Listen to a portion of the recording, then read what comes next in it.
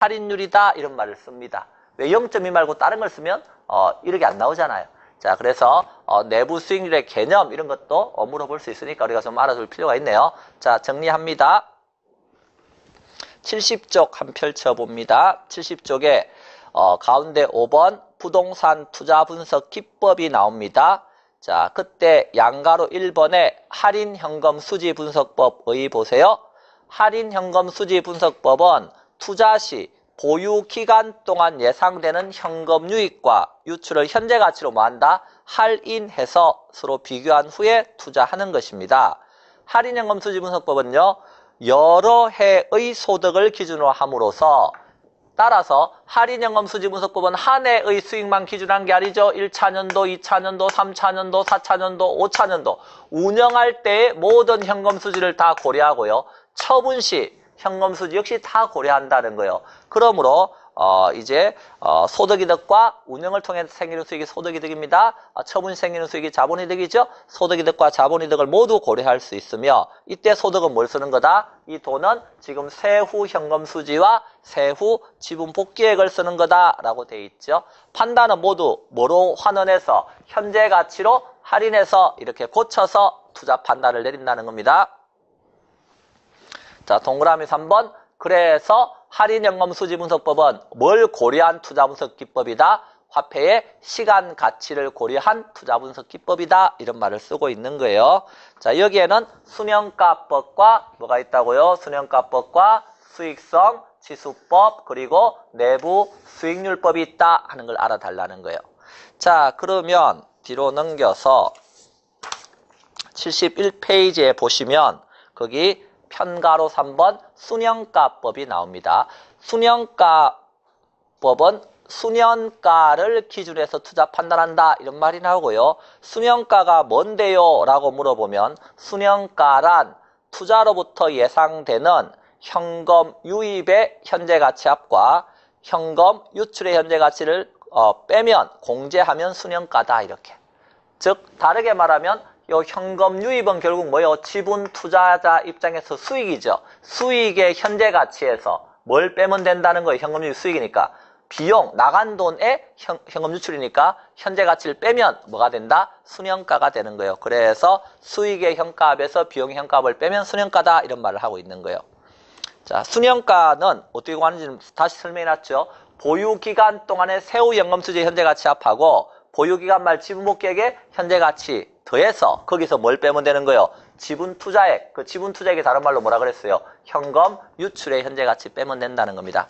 자, 투자 판단할 때 독립적인 투자안이다 그러면 투자 판단을 하나씩 해보는 거예요. 순현가가 뭐보다 크면 투자한다고 말하면 돼요. 당연히 0보다 크면 투자한다 이렇게 말하면 되겠죠. 근데 하나만 선택하세요 그러면요. 뭘 선택하면 되는 거예요? 하나만 선택하세요 그러면 여기에서 순현가가 어떤 거? 가장 크게 나오는 게 있을 거 아니에요. 그것을 선택하면 된다는 거예요. 그게 상호 배타적 투자안이라고 하는 겁니다. 그래서 순현가가 가장 큰 걸 채택한다 하는 걸 알아두시면 돼요.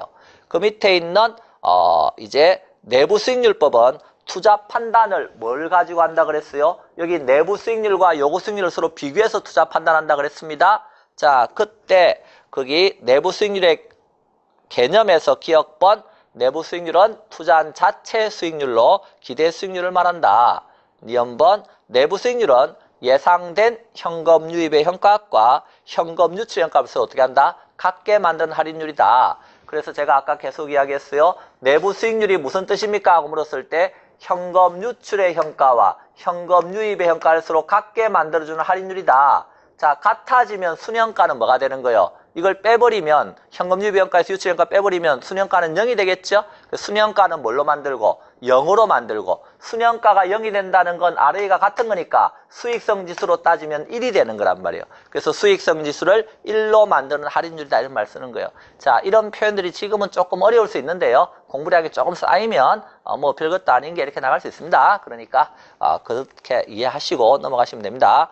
자, 맨 밑에 상호 배타적 투자한다 이런 말이 있어요. 상호 배타적 투자는 여기서 하나만 선택하세요 그러면 내부 수익률이 가장 큰 걸 선택하는 게 뭐다? 상호 배타적 투자입니다. 그러니까 투자 대상에서 기대되는 수익률이 가장 높은 걸 선택하라는 거죠. 자, 그 옆에 수익성지수법은요. 다 설명했는데 현금 유입형값을 현금 유치형값으로 나누는 거죠. 그러면 수익성지수가 1보다 크거나 같으면 투자하는데 하나만 선택하세요. 그러면요. 수익성지수가 가장 큰 거 택하시면 됩니다. 자, 그런데 이 세 가지를 비교해 보면 이 중에서 순영가법은 뭘 선택하는 거라고요? 순영가가 가장 큰 걸 택하는 거고요. 수익성지수법은요. 이게 수익성지수니까 수익성지수가 가장 큰 걸 택하는 거예요. 내부수익률법은요. 내부수익률이 가장 큰 걸 택하는 거예요. 그런데 그 중에 부를 극대화할 수 있는 투자분석기법이 있어요. 부가 극대화되려면 돈 남는 게 많아야 되잖아요. 그 돈이 뭔데요? 이 순영가 이게 돈이에요. 현재 가치가 돈이잖아요. 돈이 가장 많이 남는 데 투자하라. 이게 순영가법이에요. 그래서 순영가법은 우리가 흔히 뭐라고 말을 하느냐 하면 부를 극대화할 수 있는 투자분석기법이다. 이런 말을 써요. 여기 내부 수익률이 가장 크다, 기대 수익률이 가장 크다. 이건요. 기대되는 수익률이 크다 하더라도 투자 금액 자체가 작으면요. 여러분 제가 여러분에게 100%, 200% 수익도 드릴 수 있습니다. 투자하시겠습니까? 200% 드린다니까요. 다만 투자 금액은요. 저한테 10원만 주세요. 그러면요. 1년 있다가 제가 30원 드리면 되잖아요. 원금 10원 빼고 20원 남았으니까 와 원금에 2배 더 벌었잖아요. 떼돈 벌었나요? 그건 아니죠. 그래서 수익률이 크다 해서 반드시 금액적으로 어때요? 떼돈 벌었다는 아닐 수 있단 말이에요. 근데 떼돈 벌려면요. 돈이 많이 남아야지. 그게 순영가란 말이에요. 그래서 부를 극대화하는 투자분석 기법이 뭐다? 순영가법이다 하는 것 정도는 알아주세요 하는 겁니다. 자, 그래서 여기까지 설명은 지금 뭐에 대한 이야기죠? 할인을 하는 기법에 대해서 배운 겁니다. 근데 할인을 하려면 여러분이 운영하는 기간 동안에 모든 현금 수지 다 측정해야 되고 또 할인하기 위해서 화폐의 시간 가치 이런 것도 배워야 되고 머리가 아파요. 그래서 엄밀하고 정치한다. 정밀하고 치밀한 방법이긴 한데 머리가 아프다는 거죠. 그래서 투자자들이 뭐라 그런다는 거예요. 좀 대강하는 거 없어요? 머리 아파 죽겠네 이렇게. 그게 뭐죠? 대강하는 거 없어요? 그게 그 다음에 나오는 72쪽에 나오는 어림셈법이라고 하는 거예요. 없는 게 어딨니? 해서 또 알려주는 거죠. 그래서 어림셈법은 할인을 하지 않는다 하는 걸 기억하셔야 되고요. 그 다음에 투자할까 말까는요.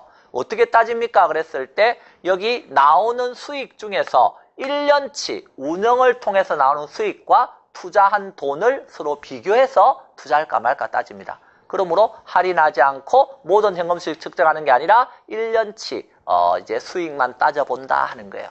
그 어떻게 하는지는 잠깐 쉬었다가 좀 더 살펴볼게요.